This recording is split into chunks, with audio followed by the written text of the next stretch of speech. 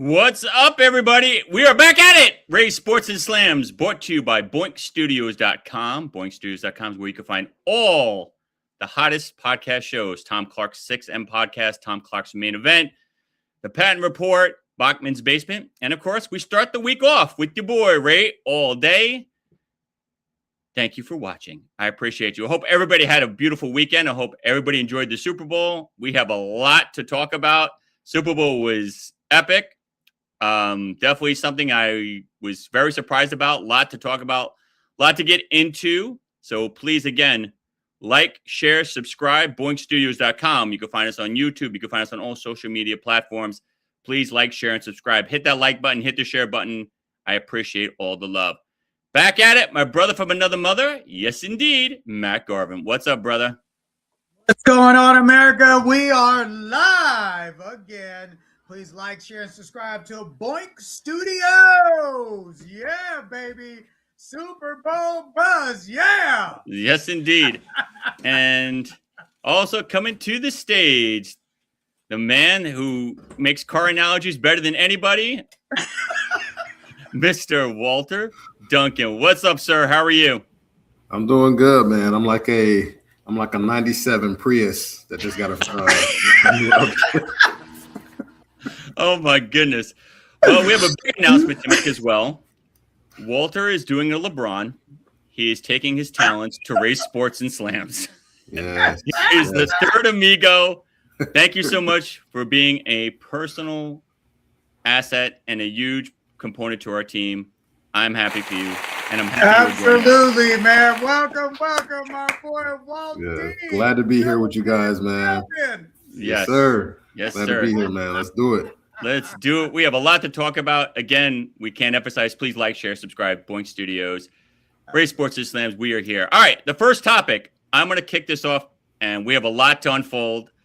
The Seattle Seahawks are your Super Bowl champions. They won last night in a game that was very, very, very unusual. Little uneventful in the beginning. Definitely picked up at the end. Halftime show I thought was amazing. I have a lot to say. So I'm going to kick this off, and I'm going to give you a full rundown of what I thought about everything. Then I'm going to hit it off to Mack, and then obviously Walt. First of all, I want to say this. The New England Patriots, like I said last week, in my humble opinion, shouldn't have been there. Bo Nix broke his ankle, and Denver would have been there had this not happened. However, they played a defense that they've probably never seen before, and they faced a team that they haven't seen before, and I was utterly impressed that they just brought the thunder. Brett Maine looked like a deer in headlights. He looked very nervous. You could tell this was his first shot at the Super Bowl, obviously, but you could tell the pressure of a big stage really got to him at some points. And hey, kudos to him, dude. He gave it his effort. He threw a touchdown in the third quarter. I thought, okay, maybe he's going to do this, but then they came back with these side blitzes, corner blitzes. He kept throwing blitz coverages at him, and he couldn't adjust to it. Part of that is on him. Part of that's on your coach. Your coach has to guide you. Hey, they're coming this way. They're coming that way. Have another blocker in there, but he just wasn't. Kenneth Walker, MVP in this 29-13 win. He rushed for 135 yards, 27 carries. He caught 2 passes for 26 yards. So he literally had 160 yards scrimmaging. Sam Darnold threw for 202 yards, 19 of 38. So it's a little 50%. He had no picks, and he rushed for a big whopping 5 yards. Brett Maine, on the other end, threw for 295 yards. However, he threw 2 bad picks. He threw for 2 touchdowns, and those picks were huge. And again, he did what he could do. He just couldn't adjust. Do I credit that to inexperience? Do I credit that to him just being a rookie? Yeah, that's a lot to do with it. But like I said, coaching has a lot of part to that too. You've got to lead your team to some success if you're the coach. In halftime, you've got to reassess where these blitzers are coming from, how we could bring another running back or a tight end to block. But they weren't doing it, and they just thought maybe we could get the ball off quicker, and that wasn't working. In terms of the halftime show, I liked Bad Bunny. I thought he brought a great message. A lot of the music I knew because obviously, I have Latin in my family, so I knew a lot of the songs, but I just liked it as all. At the end, it was like, we're all one country. Let's all just unite. It was a good message, so I was with that as well. And at the end of the day, Seattle's the champs until the Rams come back next year. All right, Mack, I'm giving this to you. What you got? Okay. All right, America. Well, thank you. I'm going to give a shout out to Alondra Dominique Garvin. I was on the show 3 weeks ago. My daughter sent me some info and said, Dad, I think there may be some divine intervention going on with the Seahawks. You guys can watch it. I brought it to the team. The lad at this point, and I guess history is absolutely right from the standpoint of divine intervention with the Vatican. Every time a new pope has been elected, the Seahawks have gone to the Super Bowl. They won twice. They lost twice.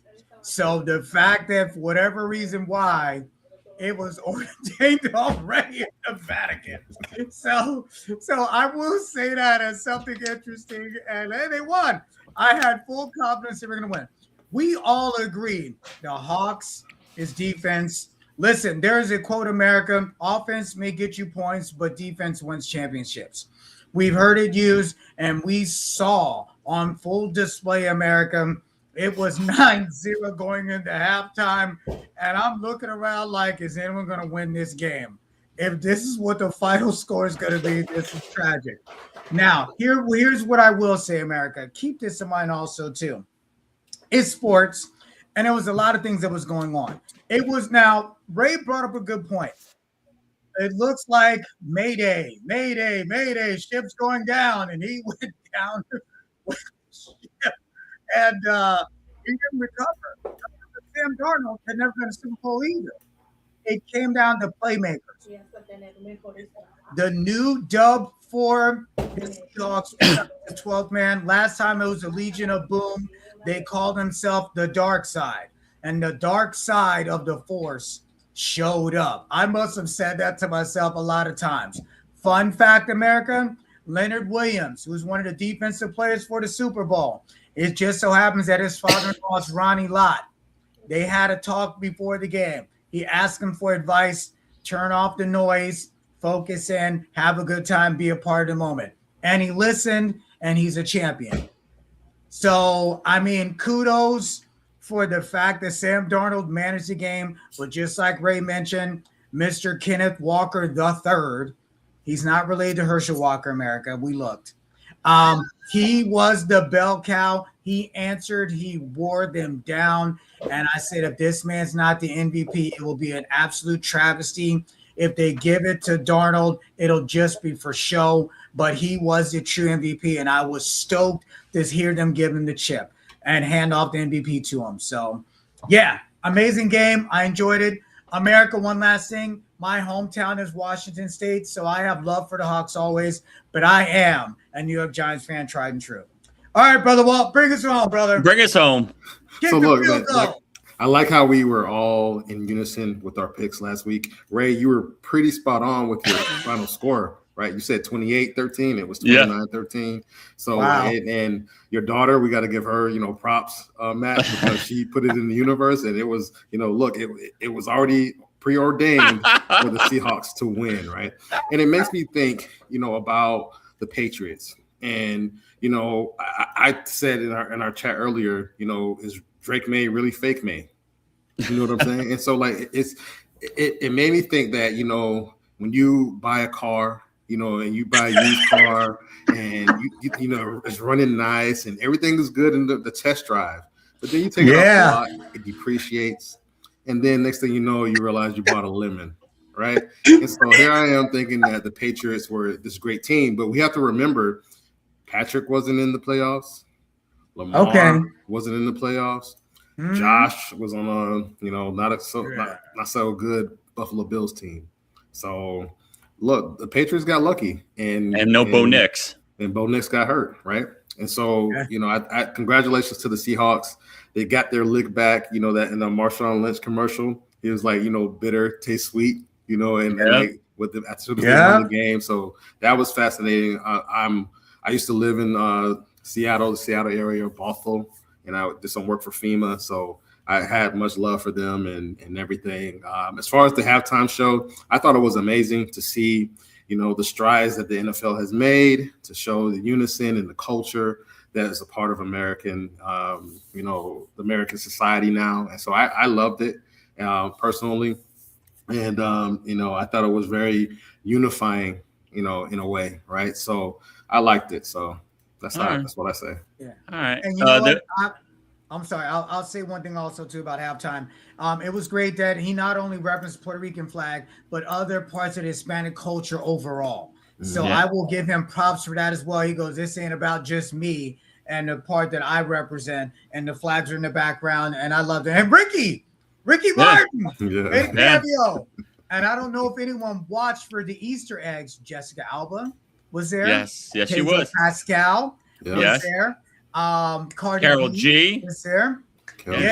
So good props to him, man. Like he did his thing, man. So and give him his props, dude. Lady Gaga, he bought the guns. So hey, kudos to him, dude. He bought it. All right, the biggest topic in the NBA is Anthony Davis. Unfortunately, he is traded again.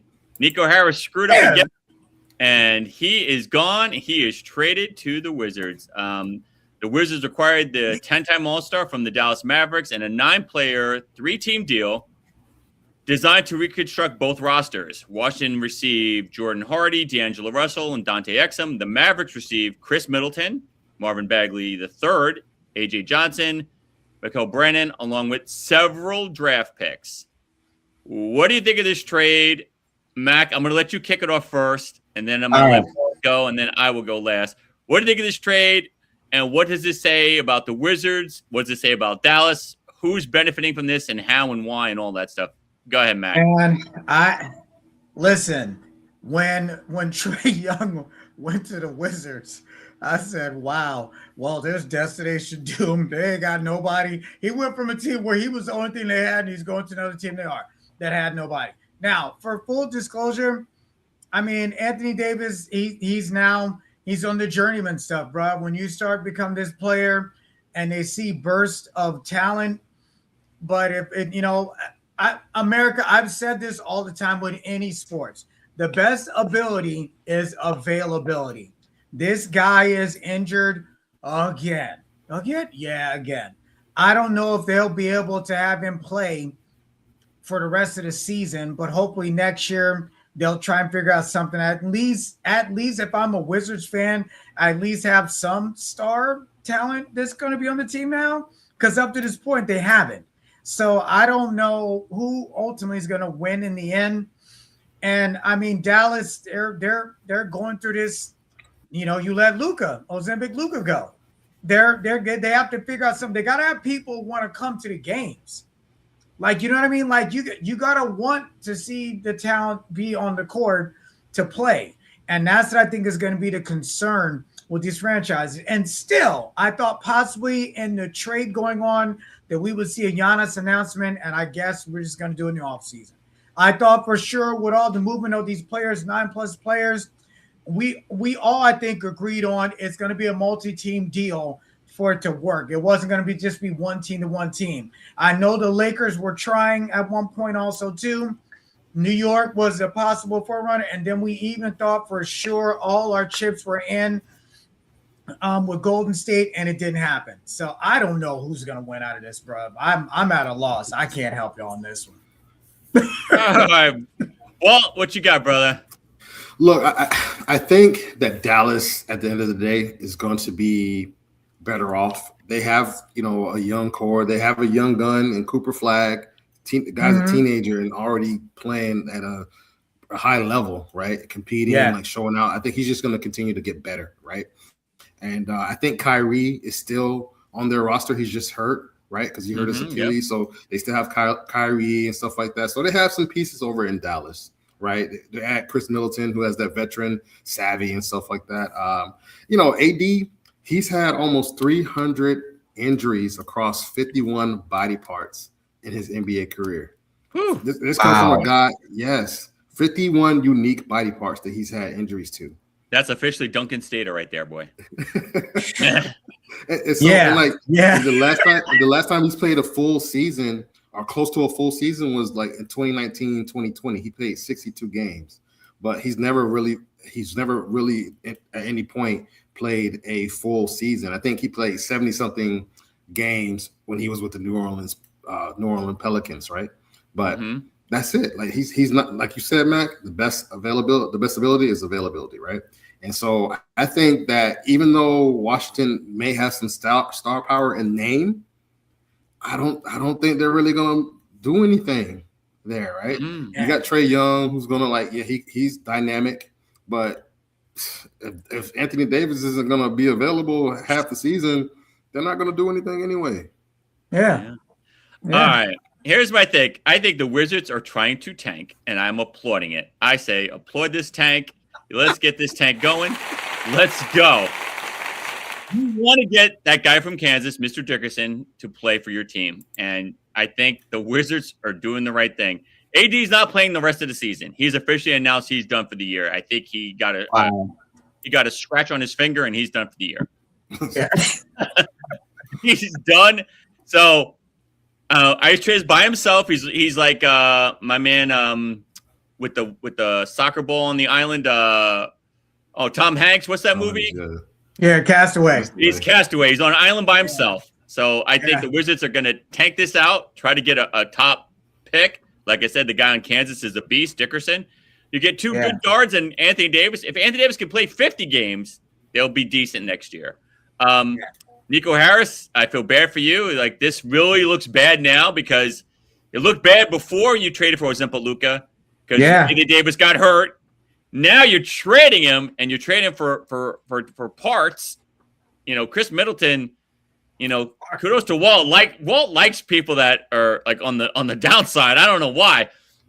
Chris Middleton's he's a good journeyman. You know, give you 10, maybe 10 and 5, but Anthony Davis, though, I don't know what happened. I think when he won that championship in 2020, I think it drained the life out of him.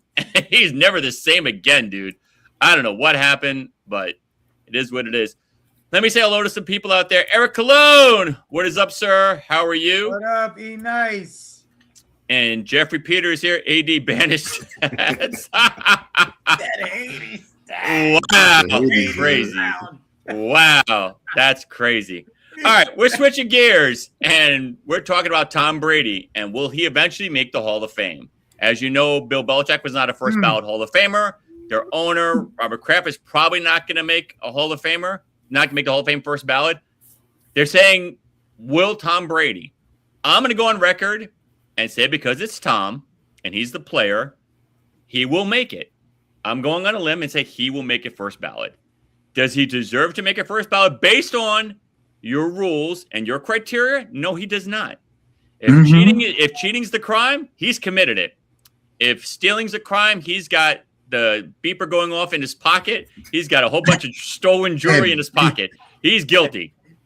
However, because it's Tom, and for some reason there's special Tom rules, they invented a brand new football rule called the tuck rule. In the middle of a game, they invented a new rule because it's Tom. That still bothers me. You know, I'm not holding in hostility, but nevertheless, it's a crazy situation. But yeah, I think he will make it just because it's Tom. All right, Walt, I'm gonna let you go second, and Mack's gonna be the Rivera. What you got? I have to disagree with you here, Ray. I think Tom Brady, because if you think about it, with that logic, Bill Belichick should have made it first time around too, right? So should have Robert Kraft, and so I think the writers or whoever votes for that are going to hold Tom Brady to that same standard potentially and say, like, no, we have to ding you, Tom, because you were a part of these teams that were caught up in Deflategate and all these different things, that like the tuck rule, all these different things that happened and you guys were caught. So Tom, you may have the 7 rings or 6 rings or whatever it is, Lord of the Rings over there, but like you may have all those rings. It's 7. He has 7. You have an asterisk on your record, right? And I think people are going to hold, and we see it across different sports, right? Great players are still not in the hall, or haven't become first ballot Hall of Famers because of certain things that they did along their career. And I think that it's going to be the case for Brady as well. All right, Mac, let you close this out. I know this is a topic you wanted to talk about. So, my yes, friend, indeed. Go, my friend. Right. Go, Mac, go. Absolutely. So we're introducing Max Facts. All right. It is 7 Super Bowl championship rings he does have. Absolutely. And we're going to talk factual information here, America.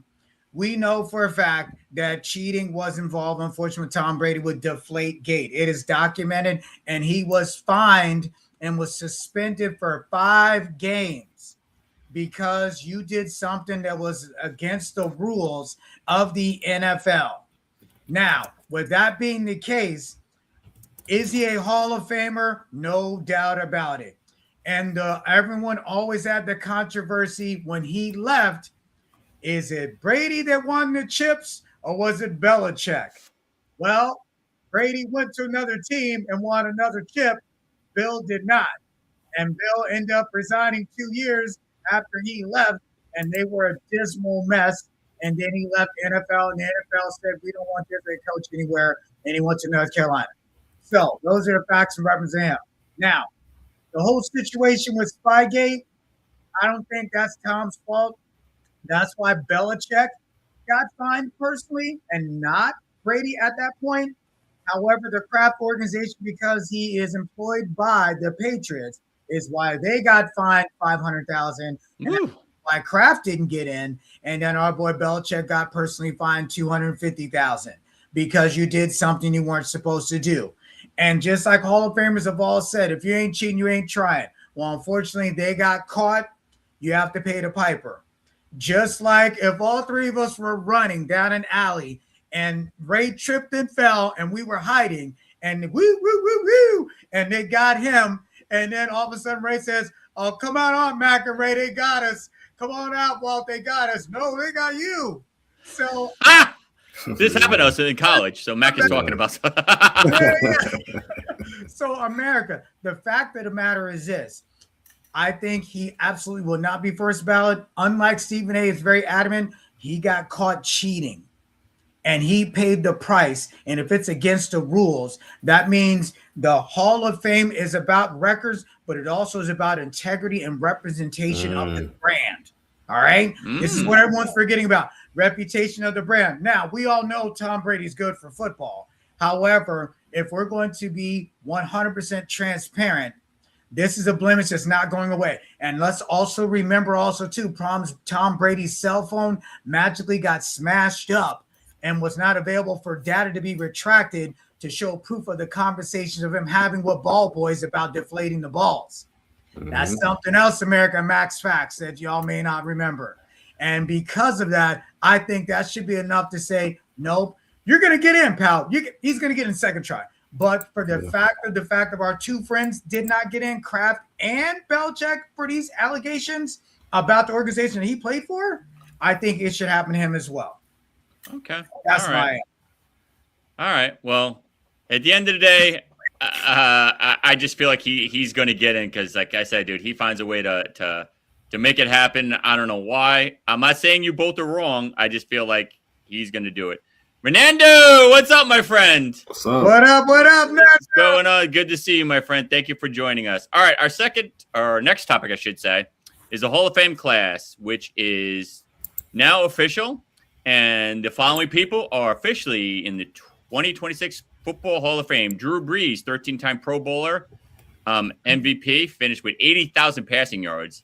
Larry Fitzgerald, 11-time Pro Bowler, second in NFL history in receptions and receiving.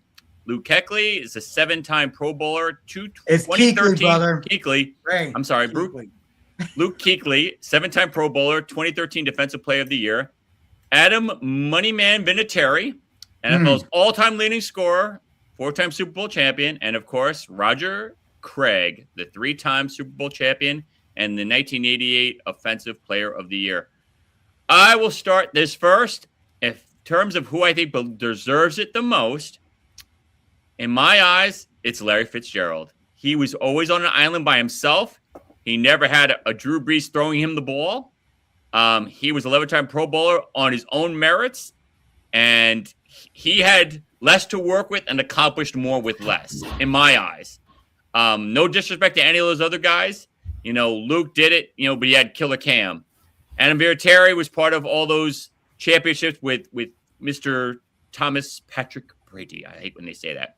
And, of course, Roger Craig had, of course, Montana, who was second behind Troy in greatness. So, yeah, like I said, I feel like if I had to define this class, who deserves it, in my eyes, it's Larry Fitz. Who do you got, Mack? And then, obviously, Walt will go to you. Now, obviously, all deserve it, but who do you think really, really deserved it? Okay. All right. So I'm going to give y'all some more Max facts. 100%. I'm with Larry Fitzgerald. And the only reason I say that man played Max facts 22 different starting quarterbacks for his entire career with Arizona. No one, it was destiny. Yeah. And he should have left after his first contract. I have no idea why he wanted to stay there. Like, bro, they are trapped. His best year was third quarter. And of course, and he said, you guys are complaining about some of your quarterbacks, but God doing what I dealt with. And that man was able to pick up new ones from other quarterbacks, 22 of them, mind you, and was able to still carve out a Hall of Fame career. Went to a Super Bowl. Unfortunately, made that touchdown going into third quarter. Everyone was like, here comes the Cards. They're going to do it. And they couldn't put it together. I think out of all of them, he had the most ability and played with whatever he had and had a great career. And you're right, Vinatieri, greatest kicker. I mean, listen, he won the Pats first one by himself. You're breaking up, brother. He went to the Colts and did an amazing job for them as well. I just think Fitzgerald, hands down, was the best out of the pile. Roger Craig, it took him 33 years, Max facts, took him 33 years to get into the Hall of Fame. If they can't tell you're a Hall of Famer after 5 to 10, as far as the 10's been on the ballot, then you're not. It's 33 years is absolutely ridiculous to wait for them to finally say, okay, we'll let you in. I think there needs to be a revamp of the qualifications so they don't have this log jam effect that keep talking about with the Hall of Fame. And it's just absurd to wait 33 years. Man, 65. Half of his life is gone for them to finally say, we'll let you in. So, I mean, it's unfortunate. I mean, I'll give credit for the other guys. I mean, Drew Brees, first ballot, he got in, but he doesn't have any issues like Brady potentially may have. And the man, 80,000 yards, amazing. And then Luke Kuechly, I mean, he played for the Panthers. That's why a lot of people don't recognize him, but he was a great player. But let's be honest, Mike, outside of Mike Ray was at Kuechly. Yeah, he's not a household name, but he got in. So kudos to him. But the one who absolutely deserves it, hands down, 100%, absolutely Larry Fitzgerald. All right. What you got, Walt? Who? You're going to be the tiebreaker, or are you going to finally join our island? Let's go. No, he's going to go against the grain. Go ahead. I'm going to go against it. I'm going to go against it here. Look, Larry Fitzgerald, if Drew Brees wasn't on this list, I would have definitely been on the same bandwagon as you guys, right? And the reason I say that, right, is because out of all these guys that were voted in, who played the most important position? Drew Brees. Yeah, of course, quarterback, right? Yeah, so okay. I think when you look at his career, yes, he has the one chip. He but a lot of great NFL players have played and not won it all. You know what I'm saying? Dan Marino, my favorite quarterback. And Drew Brees had that terrible shoulder injury that everybody wrote him off. He bounced back, came through that, and he lost some arm strength because of that, right? And still beat the odds, came through, was really accurate with his – he set records for accuracy and yardage, like you were saying, Mac. And I think that Larry Fitzgerald he's world class. I think he's second only behind in some records, but only behind Jerry Rice, right? That is correct. So he is the real deal. and for him to have played with 22 different starting quarterbacks is wild. And for him just to have that success is crazy. That just speaks volumes to how great he is, right? But I think because of the importance of the quarterback position and what Drew Brees was able to do despite everything that he's gone through, I think I had to lean on that side. All right, I have to rebut one little question. I knew you were going to go against the grain because that's just what you do. This is what Walt does. Let me. What team when Drew Brees won his Super Bowl ring? Who was on his team? Can you name like some of these players? America to hear about them? He had Darren Sproles, Colston, Sproles, Meacham. Okay, Jeremy Shockey was the tight end, right? Yeah. Was he? Yeah, he was. But this was still good, Jeremy Shockey. This was before he fell off the cliff. He won a chip. I didn't. Yeah. I mean, he left our team, the New York Giants. Yeah, he won a chip. I didn't realize he. All right. Wow. So you look at those weapons. My point is, Walt, who did Larry Fitzgerald have? Nobody. Again, by himself. Didn't he have 22 quarterbacks. This dude played for 22 quarterbacks, according to Mack's facts, and that says a lot. But, I understand the position. I respect what you're saying. I do believe the quarterback is the toughest position to play in the NFL. However, it's a little easier when you got Colston, Shockey, Sproles, got some weapons. Fitzgerald had the guy that came to your house yesterday to paint your bathroom, the guy that went to Mack's house to put in that light fixture. Carson Palmer. He played with Carson Palmer, too. Yes, that's the guy that fixed my light fixture yesterday. Carson Palmer. Yeah. That was his name, right? He was there. Did a good job. I got to say, the lighting picture looks very nice. I like it. I like it a lot.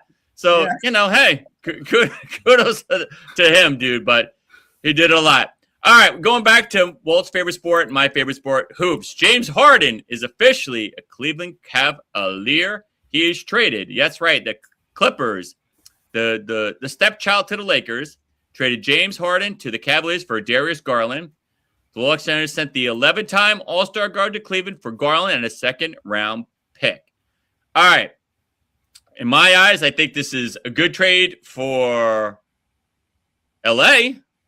They're getting a pick, and they're getting Darius Garland, who's younger, and who knows what that pick will turn out to. I've said this before, and I'll say it again, and I'll die on my stone. James Harden is a phenomenal player, probably a first-ballot Hall of Famer. When the playoffs come, where's Waldo? Where's James Harden? He is nowhere to be found. He's got a history of it. It's his moniker. He should get a T-shirt. Playoffs, what's that? Doesn't want to show up, don't want to play. I don't know what's happening. So kudos for them to make this trade, because I feel like Cleveland has a shot to do something this year, and James Harden's going to make you cry, is going to do this to them. And reverse that. Clippers have a chance to actually make the playoffs, and James Harden's going to do what he always does and not show up. Unfortunately, Cleveland's actually very good, and this is going to hurt them. This will make New York's path much easier now. All right, well, you could go second because I know you're dying to talk how great Darius Garland is. So go ahead, bring him up. I know this is your specialties. Go ahead. Actually, I think that Cleveland won this trade. Okay. I'm not going to say by a landslide, but I think that Harden definitely provides them a little bit of an upside over Garland. Garland is he's a solid player. He can score. He has handles, can dish the rock and stuff like that. But I think Harden, he still is like, I'm not going to say he's all-star level anymore because he is 36 years old, but he's like the level below that. He's still a star, right? And he can still play. He can still get fill it up and stuff like that. And I don't necessarily buy all the hype about him in the playoffs, right? Like I think he had a couple of bad playoff performances, but he has, I think 11 or 12. I think it's 11 career 40-point playoff games in his career, right? And he's averaged like over almost 23 points in the playoffs in his career as well, right? So he gets his points in and stuff like that. I think that is going to be beneficial for the Spider. I forget his actual name, but Donovan Mitchell. Mitchell. Yeah. Yeah, I think it's going to be beneficial for him. Cleveland didn't really lose any other people outside of Garland. They still have Mobley. They still have some other core pieces. They have that guy that can shoot the threes. I forget his name. I don't know if it's I know you're talking about. Yeah, he's good.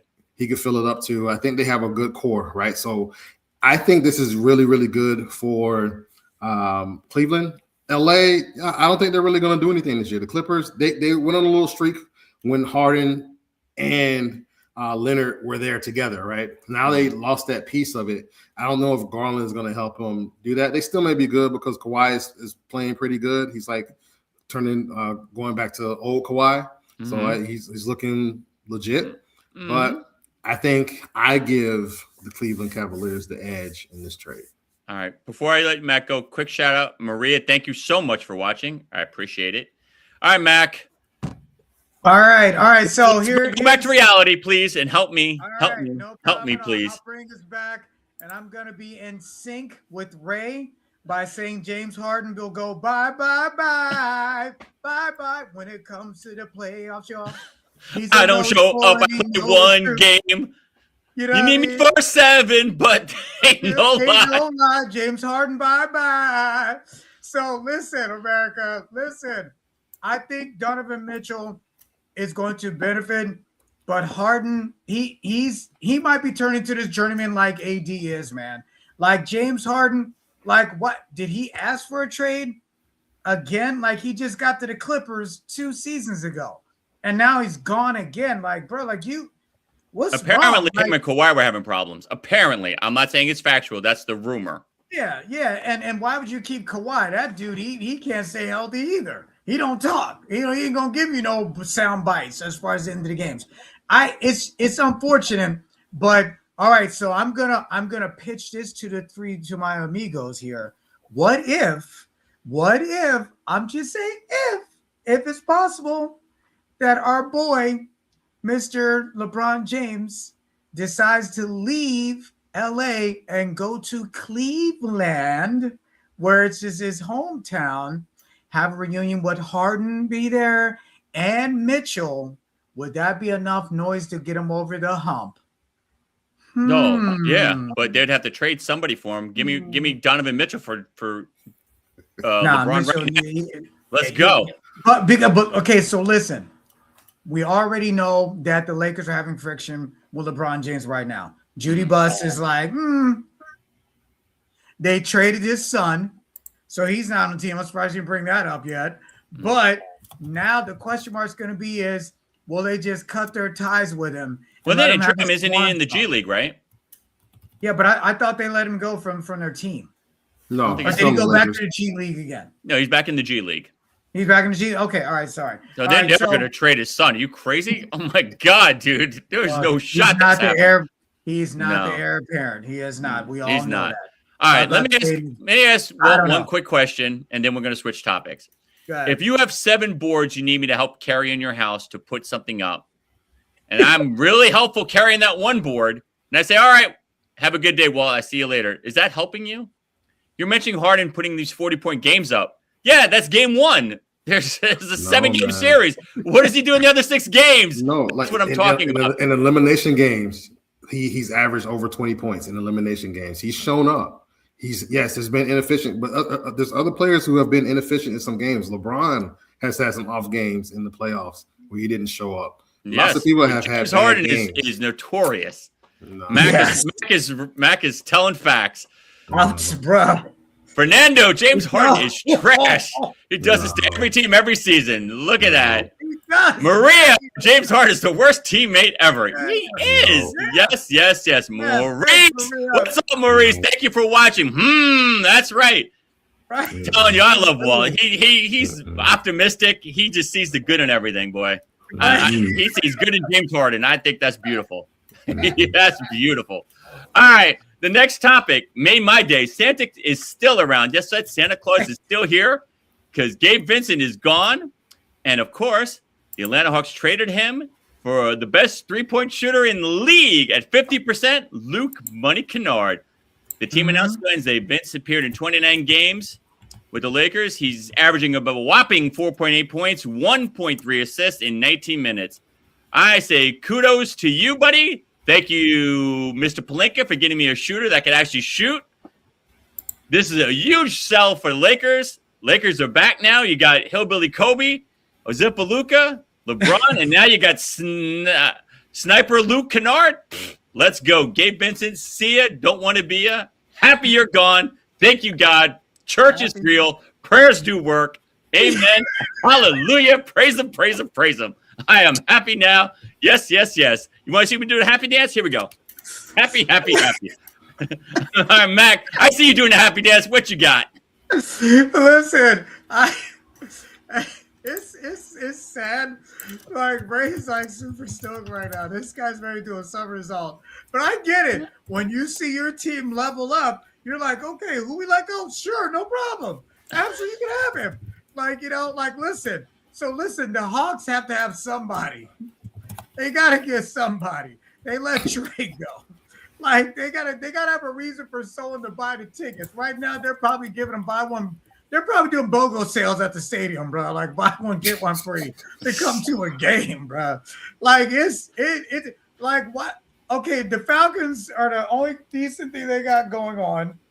I mean, the Braves are what they are, and the Hawks are their franchise for NBA. But who's coming to the games now? Yeah. Trey was it. They let him go for basically nothing. So would you say this is a plus for the Lakers? Would you say? Yeah, it's a plus for the Lakers, man. It's a plus for the Lakers. I'll give him that. Duncan's data is here. What you got? Yes. What are you gonna say about this trade? Look, it's pretty even to me, honestly. Wow. Luke Kennard, he's an elite 3-point shooter and everything. He's shooting at. Can you look up his 3-point shooting percentage right now? He's close to 50%. He's shooting 48.9%. Okay, he's shooting really good from 3, but he's only averaging 7 points a game. Okay, but he's what percentage from 3? 48%. And what's Gabe Vincent? I understand that, Ray. Hold on, let me finish. All right, go ahead. So he's only averaging 7 points. So yes, what does that say? That he may be a great shooter, but think about this: like Duncan Robinson, right? Okay, he played for the Miami Heat. Really great 3-point shooter, but what else? What else does he do well? What else does Luke Kennard do well? Right? So you want him for? You could say you could shoot threes. Can he play defense? No. So that means he's not going to really get a lot of running time with the other fellas, right? That's why Kennard only averages 7 points. So and then Gabe Vincent, he's right around 5 points. Let's see, average. So but what's his 3-point shooting percentage? It doesn't matter about threes. Oh my God. It doesn't matter about threes, right? Like when it comes down to the point, Luke Kennard's not even going to be in the game when the game's on the line like that. Wow. The data, the data is talking, brother. Numbers. Okay. I see. Okay. I will be Tom Hanks and be on the island by myself. Okay. Timmy Gonzalez, he's on my side. Luke Kennard is in purple and gold. Thank you, Tim. You know what? For being so good, you get an applause. Oh my God. Sure. You are a wise man beyond words. Maurice says each team in each sport got to match up. Yes. Yeah. Match up. Luke Kennard matches better than Gabe Vincent. I agree with you. Thank you so much. You bring up a valid argument. Thank you. I agree. For some reason, Walt doesn't like Luke Kennard. I don't know. Maybe he did something to you in the past. You two had an argument. Maybe you went to dinner and he didn't pay his portion of the bill. I don't know. But some reason Walt don't like Luke. I don't know. Listen, Luke did not get a donut from our friend here, Mr. Duncan. He's not. Unfortunately, the numbers don't lie. Listen, it's time for Luke to make the donuts. Oh, my gosh. All right. We have another comment. Eric Cologne, when you're averaging only 7 points a game, that means he beats all threes of your hosts. They don't even play in the NBA. Get out of here. I don't like you anymore. Oh my God. I liked you, Eric. Now you're oh my God. All right. Our final topic is a topic that we discussed last week, but now it's becoming a little more. I'm not saying it's done yet, but it's looking closer and closer. I sent you guys a clip. Mr. Conor Ben and Mr. Shakur Stevenson are looking closer and closer to eventually having a big fight. Mm-hmm. As you know, Shakur Stevenson beat Timo Lopez just recently at the Garden.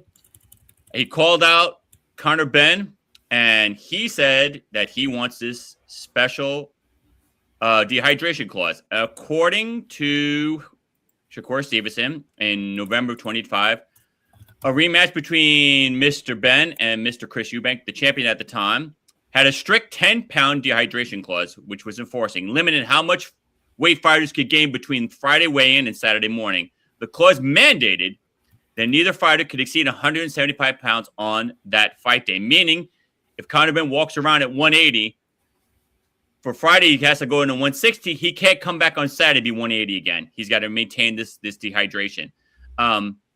Both fighters were restricted for putting on more than 10 pounds after the weigh-in. I think that Shakur Stevenson is smart because Shakur Stevenson's a smaller guy. Shakur Stevenson, to get to 160, is going to take everything he has to put on that weight. It's going to take a lot of dedication, a lot of hard work at the gym, eating the right foods, putting on the right muscle, because anybody can put on 13 pounds by eating 15 Big Macs, but to do it the right, healthy way, it takes a long time. Walt and Mack, you guys work out, so I get it. We all work out. It's hard. So for Ben, he's walking around at 170, 175. He drops to 160 for the fight, and then on Saturday puts the weight back on, water weight, whatever weight he puts on. So Stevenson's saying, hey, if we're going to do this, I want the same clause you gave to Chris Eubanks, because Eubanks was the bigger fighter at that time when Ben beat him. I'm going to let Matt go first. Do you agree with Shakur? Do you think Ben has the advantage? If they do end up fighting, do you applaud Stevenson for being smart and enforcing this hydration clause, or what do you think about it? So, first and foremost, America, we had to talk about this before the show started, and I think this should be across the board for every weight class. This yo-yo effect of drop or gain, or drop and then put back on right before the fight, which would be your regular weight. I mean, and the biggest point I made, America, is this: that doesn't help punching power. Now, if you're dehydrated, that means you're not going to have as much vigor and stamina to go the distance in the fight if it goes that far. You're actually at a disadvantage being more dehydrated to try and make a weight. So for Ben, this is kind of put your money where your mouth is, because you did it. And Steven's like, hey, you know what? You did this with your one fight and it helped you. And so I understand why Stevenson is doing it, asking him. And Ben should agree, because he asked another opponent to do it and it helped him win, because he went up and the other guy went down and wait to meet in the middle. I think there should be a sweet spot of 165 as far as the weight class. Then it's not as much as a bigger effort for one versus the other to get there. I mean, Stevenson's going to have to, he just fought at 147, right? 147. Yeah, 147. So for him to hit 160, we had to talk about this last week, America. For him to do it the right way, to be healthy, confident, weight, and not feel like you're slowing down because of these extra 13 pounds, he's going to have to bulk up, get in the gym, put muscle mass on, not just Big Mac weight, So he's going to have to do some work. Could it be done in 6 months? Absolutely, on both ends. And for Ben, he's going to have to do the opposite. He's going to have to train down. He's going to have to do more cardio to slim down as far as the weight and be comfortable at that weight to be it. So I think there's pros and cons on both sides for the men. Mm-hmm. And I appreciate the applaud Stevenson saying, I'm going to call you what you did out on the situation. And if Ben doesn't want to, then we already know what it is, America, because this will be Ben's next biggest fight. If not, 100%. All right, Walt, I hear you writing your Duncan data. What you got, and what do you think about this? I think that Stevenson was definitely justified for saying that. My dad used to do some boxing, and some other people I knew did some boxing, and there was a term called weight bullies, right? It's when fighters who cut the extreme amount of water, water weight to compete in those lower divisions, right? And then, like you were saying, Ray, they would show up to the fight and mollywop someone in the lower weight class. You know what I'm saying? So I think Stevenson was definitely justified. I'm not sure if he's saying that Ben was doing that or had done that in the past, but that may be one of the reasons why Stevenson said that. I think that it would be a good fight either way. Stevenson has, elite defense, great jab, and, really, really mental game when it comes to the boxing side of it. So I think that Ben, he is powerful and he does have knockout power. But if you can't hit the man, you might not be able to beat him, right? And Stevenson may tire him out, and the fight may go the distance, or whatever. And Stevenson is a great counter puncher too. Yes, right? He is. So he's Ben gets caught slipping. He hits him on the chin. Stevenson hits him on the chin, and he can knock him down a few times, right? So I think that I would love to see this fight occur. I think it would be great for the sport of boxing. I can't remember the last time that something this big happened, in boxing. And it would be great for the sport to get that hype and build back up, right? And I think that everybody, going back to that Jake Paul, Mike Tyson fight, I think that was the biggest thing that everybody wanted to see, right? And I think this would crush numbers. I think Ray, you said it would be like the De La Hoya Mayweather fight, Floyd fight, right? Yeah, 100%. Those type of numbers. And so I think it would do the same thing. And I think, I know I was saying at first, I was scared for Stevenson, but with the guy, his business savvy and how he trains and how he looks at stuff, man, I wouldn't put it past Stevenson to get a win against Ben. Wow. Here's my thoughts. I feel like Stevenson's smart. He is turning. I'm not saying he is, folks, so please don't jump on me and attack me. He's turning into the businessman of Floyd Mayweather. He's thinking smart. Like Mack says, you did this with Eubanks. Eubanks was the heavier guy, the bigger guy. You made him drop weight. You made him sign this dehydration clause. So now, why shouldn't you do it? For Ben to make 160 is easy. Like I said, he's walking around at 175. He drops 15 pounds, weighs 160, puts it back on the next day at probably 172, 173. He's the bigger guy. Stevenson is going to take a lot for him to get to 160, and after the weight, he may drop to 155. It's going to be a much harder and bigger hill for Stevenson to maintain that weight. So yeah, I feel like, to Mack's point as well, and to your point, Walt, there's got to be like a middle ground. Like Mack said, I think it's a great argument, 165, and you have to weigh 165 on Saturday. Forget Friday. You can weigh 160 on Friday, but you can't gain more than 5 pounds on Saturday. That should be like a strict rule. If it's going to be a title fight and all the marbles, and this is a big pay-per-view, there's no way I'm going in there, with blinders on and letting Ben, come in at 175 and, beat the brakes out me. No, we got to find a middle ground. That's just not fair. It's not fair to him. It's a great potential fight. I think this would be a mega fight to Walt's point. This could be the best fight we're going to see in the last 10 years. This could be a really, really good fight. Conor Ben is huge in London, big in the UK.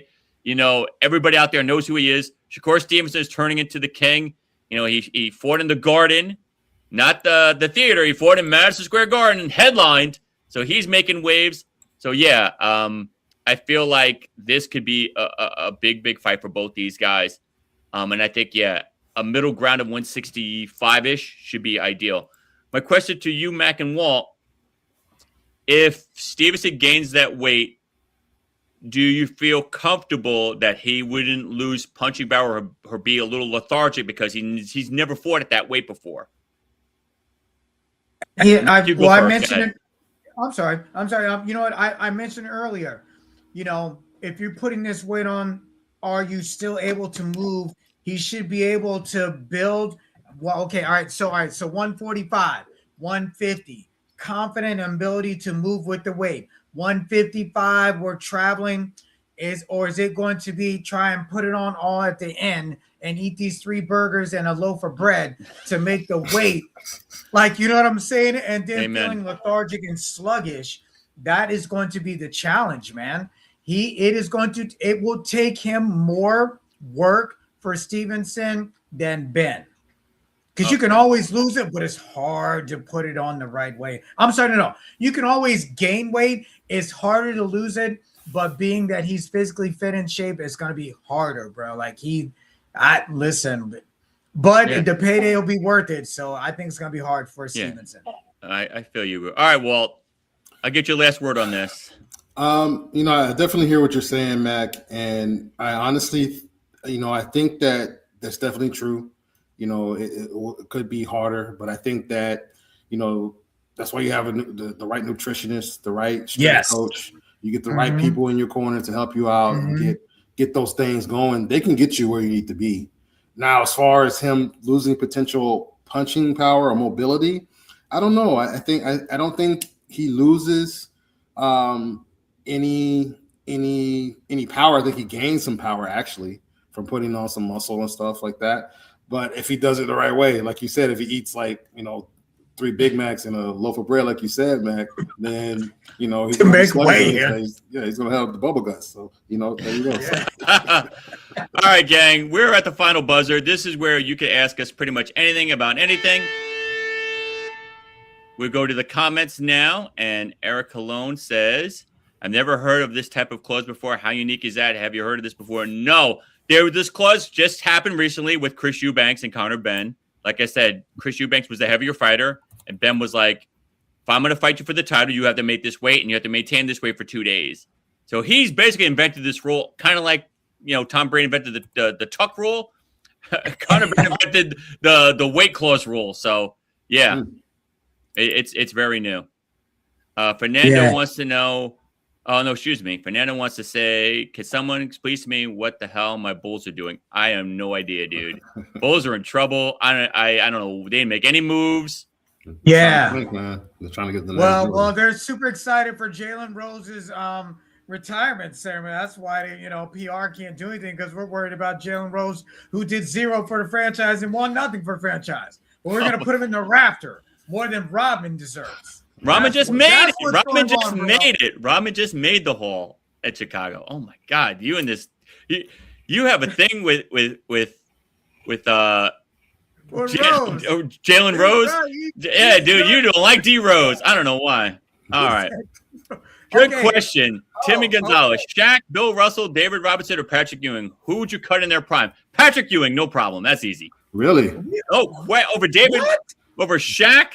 I would cut David Robinson. David, I'm gonna tell you why. If you look up who was most inefficient, the top most inefficient players in the playoffs, David Robinson's in the top 5. Okay.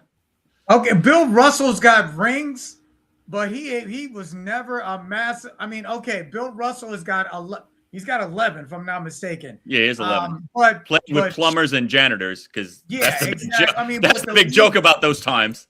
Yeah, the game was different, man. I mean, I'd cut Russell personally. He was great for his era, but he wasn't a dominant force like all the other 3 dudes were. I mean, Patrick never won nothing, but I'm cutting Russell. Maurice wants to know, can he probably be more effective with the jab with the extra weight? Good point. I mean, he's a point, and he leads with his jab, Maurice. Yeah, it could definitely help. You guys, what you guys got to take? That's actually a very good point. I'm going to give you an applause for that. Yeah. Now we're talking about. He's talking about Stevenson. Yeah, you're right. I think you're right. Obviously, just like Walt mentioned earlier too, with the right people around, if I'm gonna have this weight, how can I improve my punching power? There should be someone who can teach him how. Like, you know what I'm saying? How can I use this weight to my advantage that I'm gaining that I didn't have before? And just like I said before, way back when. I mean, with the issue with baseball, I'm backpedaling, y'all. The whole deal with Roger McGuire, Bonds, steroids and PEDs does not improve hand-eye coordination. May have improved their mass, but if you can't hit the ball, you can't hit the ball. So with this guy's ability to improve their punching power, they'd have to show him how it can help him. You know what I mean? Because the weight won't mean anything if you still have never knocked out an opponent ever. So, yeah. All right, we'll go to last comment. Check out the movie The Cut with Orlando Bloom. It's about fighters' extreme weight cut a few days before the weight. It's crazy. Yeah, it's very dangerous. I feel like putting on 13 pounds. I didn't see that movie, but I've heard about it. I heard it's very good. Have you seen it, guys? Either one of you? No. Yeah, but there's a documentary that talks about this issue with boxing as far as like weight class and extreme hydration. Like some dude to make weight had to cut all of his hair off his head, which was a difference of 1 pound.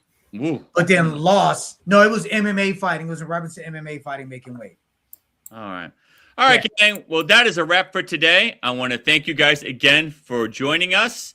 Please like, share, subscribe. BoinkStudios.com, Race Sports and Slams. Mack, I will let you say your parting words first. What you got to say and talk your talk, my all right, friend. no problem at all. Listen, America, as usual, we love all of our comments. Please like, share to and to Boink Studios. I want to give a shout out to my fraternity, Omega Psi Phi. We had 4 NFL players for the Seahawks were playing in the game, so I love the fact that the bros represented on the biggest stage. Other than that, America, please like, share, and subscribe to Boink Studios. All right, Walt.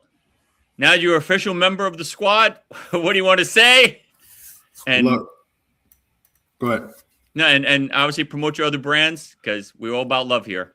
Man, look, I'm happy to be a part of the team. I'm happy to bring some different conversations and different angles and viewpoints. And I'm so lucky to be able to be asked to join the team, man, because you guys are killing it. You always bring the fire. So I'm glad to be here and be amongst this awesome team at Boink Studios and Raise Sports and Slam. So I'm happy to be here, man. So look, if you want to learn about payroll, check out my podcast with my boy Brian. It's About Payroll. You can go to it'saboutpayroll.io, and anywhere that you stream podcasts, search It's About Payroll and you'll find us. Thank you.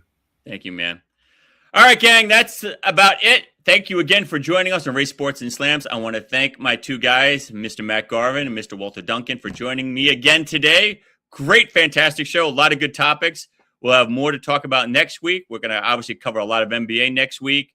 May even hit a little bit of baseball. You never know. BoyStudios.com, Race Sports and Slams. Thank you so much for joining. I appreciate it. Love is love. And I will see you next week.